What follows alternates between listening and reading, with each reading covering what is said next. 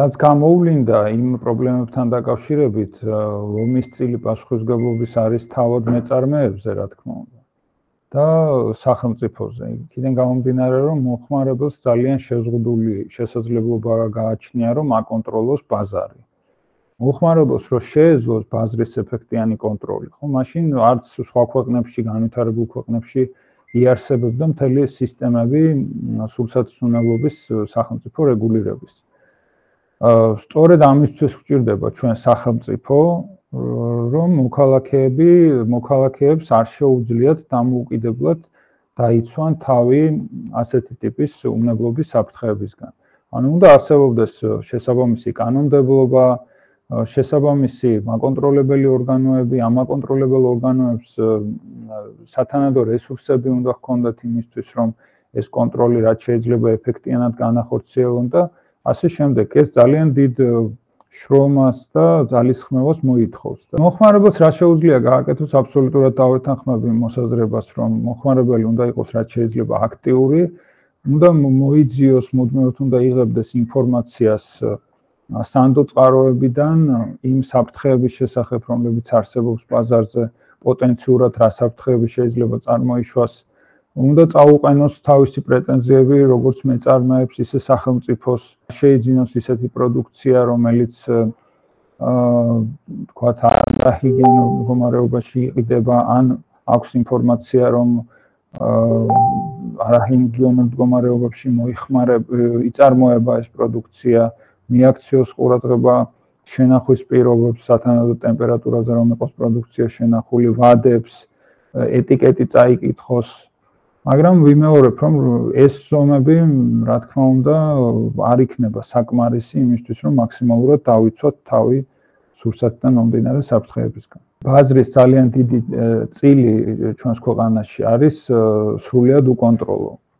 ეხლა ჩვენ ამ სკანდალთან დაკავშირებით, ამ ქათმის ნაკელის სკანდალთან დაკავშირებით, რაც დავინახეთ, ის არის, რომ ორგანიზებულ წარმოებებშიც კი თქვათ დიდ წარმოებებშიც კი, ფერმებშიც კი შეიძლება არსებობდეს პრობლემები, ხო? და მოგონეთ ბაზრის უმეტესი ნაწილი, წარმოების უმეტესი ნაწილი, რომელიც სრულად უკონტროლოა. ანუ გლეხური მეურნეობების აბსოლუტური უმრავლესობა სრულად უკონტროლოა, მცირე წარმოებების ასევე სავაჭრო ქსელის არის სრულად უკონტროლო და ფაქტურად ვართ დარჩენილი მეწარმეების ცოდნისა თუ კეთილსინდისიერების იმედად. და რა თქმა უნდა, ეს არ არის ასე ვთქვათ, მისაღები და დამშვიდობის არანაირ საფუძველს არ გვაძლევს ეს არსებული მდგომარეობა.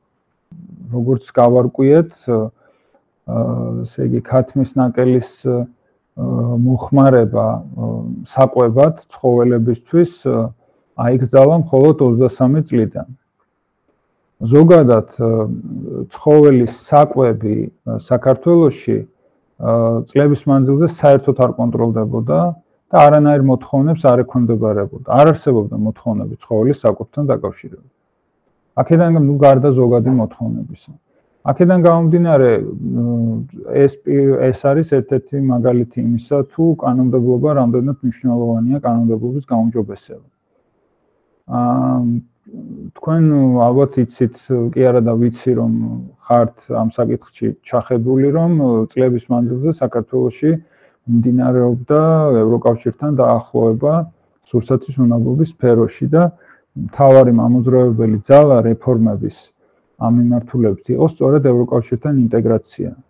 ასოცირების შეთანხმება გაფორმდა, შეთანხმების ფარგლებში შეიქმნა დაახლოების გრძელვადიანი გეგმა და ყოველწლიურად ხდებოდა ახალ-ახალი ნორმატიული აქტების მიღება თუ არსებულ ნორმატიულ აქტებში ცვლილებების შეტანა, რომელიც აახლოვებდა საქართველოს ევროკავშირში არსებულ მაღალ მოთხოვნებთან სურსათის უნებლობის სფეროში. ეს ძალიან მნიშვნელოვანი პროცესია და რა თქმა უნდა ამ ერთი კანონმდებლობის მიღებას თან უნდა ახდეს აღსრულება, ეფექტიანი აღსრულება კანონმდებლობის. გაცილებით ადვილია ნორმატიული აქტის მიღება, თუმცა ესეც არ არის მარტივი, მაგრამ გაცილებით ადვილია ნორმატიული აქტის მიღება, ვიდრე შემდეგ ამ ყველაფრის ცხოვრებაში გატარება, ხო? ამ მიმართულებით სერიოზული პრობლემები აქვს ქვეყანას ნამდვილად. და რა ვიცი, დღევანდელი გადასახედიდან, როდესაც ევროკავშირთან დაახლოება ფაქტობრივად აღარ არის პრიორიტეტი ხელისუფლებისთვის და ევროკავშირის დახმარება სახელმწიფოს მიმართ არის როგორც ევროკავშირის ისე სხვა დასავლელი დონორების დახმარება სახელმწიფოს მიმართ არის შეწყვეტილი. ძალიან რთული წარმოსადგენია, როგორ შეიძლება გავაგრძელოთ პროგრესი და საერთოდ ის მიღწევებით შევინარჩუნოთ, რომელიც აქამდე გვაქვს. თაფთან დაკავშირებით ამ შემთხვევაშიც სურათი სრულიად იდენტურია, როგორც რძის სექტორში. აქაც ძალიან დიდი უკონტროლო სფეროა დარჩენილი, როგორ ისევე როგორც რძესთან დაკავშირებით, აი ანტიბიოტიკების პრობლემა დგას. ეს პრობლემა მნიშვნელოვნად გაუმჯობესდა ბოლო წლების მანძილზე, ანუ გაცილებით შემცირდა იმ ნიმუშების რაოდენობა, რომლებშიც ანტიბიოტიკებია აღმოჩენილი, მაგრამ აი 24 წლის შედეგებმა რაც გვაჩვენა, სულ 100-დან 5 ნიმუშში იყო ანტიბიოტიკები აღმოჩენილი, მაგრამ ეს ნიმუშები იყო წარმოებული დიდი კომპანიების მიერ, ცნობილი კომპანიების, პოპულარული კომპანიების მიერ. იყიდებოდა დიდ ქსელურ მაღაზიებში საქართველოს მასშტაბით და ორ საწარმოში სურსათის ეროვნულ სააგენტოს წლის დასაწყისში ჩატარებული ჰქონდა ინსპექტირება და მიუხედავად ამისა ეს დარღვევები მაინც გამოვლინდა ლაპარაკია აკრძალულ ანტიბიოტიკებზე თან, რომლებიც საერთოდ არ უნდა იყოს თაფლში.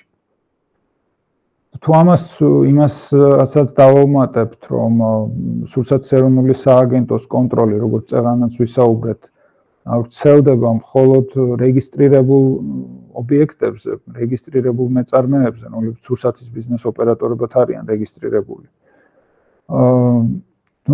არარეგისტრირებულ ლეხურ მეურნეობებში რა მდგომარეობაა, ძალიან რთულია წარმოვიდგინოთ. ხო, ეს სამოხმარებლო პროდუქტების აბსოლუტური უმრავლესობა არანაირ კონტროლს არ ექვემდებარება ჩვენს ქვეყანაში, არც მოთხოვნები არსებობს, რაღაც უნდა აკმაყოფილებდნენ. ჩვენ 2019-20 წლებში გქონდა ერთი პროექტი, რომლის ფარგლებშიც სხვადასხვა პროდუქცია, ესეთი არასასურსათო პროდუქციის კონტროლი ჩავატარეთ, მათ შორის აი პირადი ჰიგიენის საშუალებები, კოსმეტიკა შევამოწმეთ და ასევე ბიჟუტერია შევამოწმეთ და ორივე შემთხვევაში სერიოზული საფრთხეები იქნა აღმოჩენილი. განსაკუთრებით საგანგაშო მდგომარეობა იყო ბიჟუტერიის კუთხით, იმდენად ბევრი ნიმუში და იმდენად დიდი ოდენობით იყო აღმოჩენილი ტყვია და კადმიუმი, რომ ზოგიერთ შემთხვევაში ჩვენ ეჭვით შეგვეპარა ლაბორატორიას შეცდომა ხომ არ ქონდა დაშვებული კვლევის ოქმში და გადავამოწმეთ, რომ მართალი იყო ის ნულები, რომლებიც იქ ეწერა თუ არა. აღმოჩნდა, რომ ძალიან დიდი საფრთხეებია, რომლებზეც ჩვენ საზოგადოება არ არის ინფორმირებული. ამის შემდეგ ჩვენ შევიმუშავეთ პეტიცია, რომელსაც ბევრმა ადამიანმა მოაწერა ხელი და შევიტანეთ პარლამენტში მოთხოვნით, რომ სახელმწიფოს გადაედგა ქმედითი ნაბიჯები, რომ ყველა სახის სამოხმარებლო პროდუქციის უნებლობის კონტროლით ანერგილიყო ქვეყანაში. სამწუხაროდ არანაირი შედეგი ამას არ მოყოლია და იგივე მდგომარეობაა ფაქტიურად სახელმწიფოს მიდგომა არ შეცვლილა ამ მიმართულებით. ლაბორატორიები ჩვენთან განვითარდნენ, რა თქმა უნდა, ბევრი სურსათის სფეროში განსაკუთრებით ბევრი კვლევა დაინერგა, რომელიც არ იყო აქამდე მანამდე დანერგილი, მაგრამ სხვა პროდუქციას რაც შეეხება, მაინც საკმაოდ შეზღუდულია ლაბორატორიული კვლევები. ჩვენ მაგალითად აი როდესაც 19-21 წლებში ვატარებდით კვლევებს, საზღვარგარეთ მოგვიხდა ნიმუშების გაგზავნა, იმიტომ რომ აქ ლაბორატორიები არ ამოწმებდნენ. ანუ მოთხოვნა როდესაც არ არსებობს, კერძო ლაბორატორიებია დიდი ნაწილი და ისინი ვერ ნერგავენ ელემენტარულად კვლევებს, იმიტომ რომ ეს თანხებთან არის ძალიან დიდ დანახარჯებთან არის დაკავშირებული და სახელმწიფოს მხრიდანაც არ არის არანაირი დაკვეთა, ასე ვთქვათ და შესაბამისად ეს სექტორი ვერ ვითარდება. თუმცა თუ კი გაჩნდება დაკვეთა, რა თქმა უნდა, ეს დროთა განმავლობაში აისახება სექტორზეც და კერძო ლაბორატორიები თავისითაც დაიწყებენ შესაბამის კვლევების დანერგვას. დღესდღეობით სურსათის მხრივ კი შესაძლებელია ბევრი კვლევის ჩატარება, ეს არ არის მაინც ამომწურავი, მაგრამ ძალიან ბევრი კვლევის ჩატარება არის შესაძლებელი, რაც შეეხება სხვა პროდუქციას, იქ ძალიან შეზღუდულია კვლევების მასშტაბი და ხარჯები ახლა ცალკე თემა ახლა რიგითი მომხმარებისთვის ძალიან რთული იქნება ყველაფრის გადამოწმება. გამოწვევად რჩება ის, რომ სახელმწიფოსთვის არ არის პრიორიტეტული, სათანადოდ პრიორიტეტული ეს მიმართულება და შესაბამისი რესურსების გამოყოფა და აღონიზებების განხორციელება არ ხდება იმისათვის, რომ მოქალაქეები საკმარისად ვიყოთ დაცული.